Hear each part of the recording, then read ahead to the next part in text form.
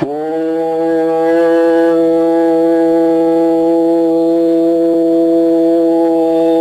ஈஸ்வரா குருதேவா. இது நீங்க ஒவ்வொருவரும் அந்த மகரிஷியில் காட்டிய அந்த அருள் வெளிப்படி நீங்க கணவன் மனைவியும் நீங்க ஒவ்வொரு நிமிஷமும் நினைக்கலாம் போகனுக்கு மனைவி இல்லை என்று. போகனுக்கு மனைவி உண்டு, மனைவியுடைய தொடர் கொண்டுதான்.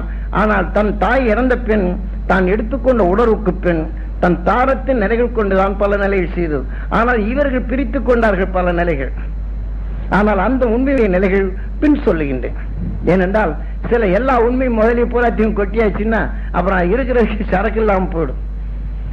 அதனால அவர் தாரம் எவ்வாறு இருந்தது, தாரத்தை எந்த நிலைகள் வைத்துக் கொண்டார், தாரத்தின் தன்மை எப்படி வந்தது, அவர் எந்த நிலையில் இந்த ஆற்றல் பெற்றார், தாரத்தினுடைய நிலைகள் கொண்டுதான் போகனும் அந்த நிலைகள் பெற முடிந்தது.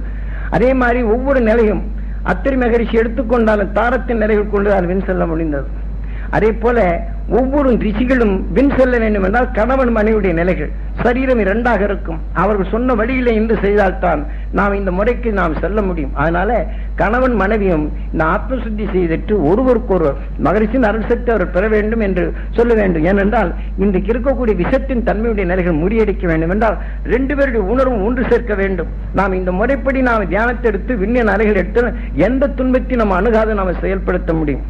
சாமியான நம்புறோம், ஜோசியத்தை நம்புறோம், மந்திரத்தை நம்புறோம், எந்திரத்தை நம்புறோம், எல்லாத்தையும் நம்ம உங்க கணவன் மனைவிக்குள்ளுக்கு இந்த நம்பிக்கை எடுத்து இந்த சக்தி நீங்க செய்து பாருங்களேன்.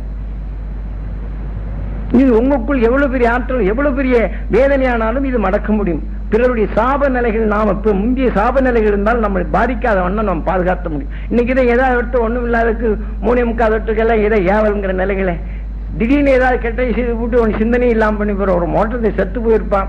அவன் முரட்டனமா இருப்பான். அந்த முரட்டனமான ஆவியை எடுத்து ஒருத்த மேல ஏவனான அந்த புத்தி வந்துகிட்டு இருக்கு. ஒருத்தன் அது வந்து சோம்பேறித்தனமா அவன் சிந்தனையற்ற நிலைகளை போயிருப்பான். ஒரு பைத்தியக்காரன் அவன் இறந்திருந்தானா அந்த உணர்வு மந்திரத்தால் எடுத்து ஒருத்தர் மனித உடலை ஏதாச்சுன்னு அவன் பைத்தியக்காரன் சுத்தின மாதிரி சித்த வச்சிருப்பான்.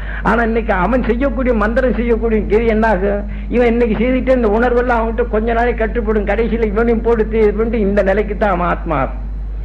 ஆக மனித உடலுக்குள் எடுத்துக்கொண்ட உணர்வின் தன்மையை இப்படி எடுத்துக்கொண்ட நிலைகள் இங்கே குண்டி சட்டிக்குள் குதிரை ஓட்டு மாதிரி இந்த மனித உடலையே அழித்துக் கொள்வதற்கும் பிறர் புறமை பேசுவதற்கு இந்த வயிற்றுக்கு தான் பிழப்புக்கு ஆகுமே தவிர மனிதன் வின் செல்ல முடியாது.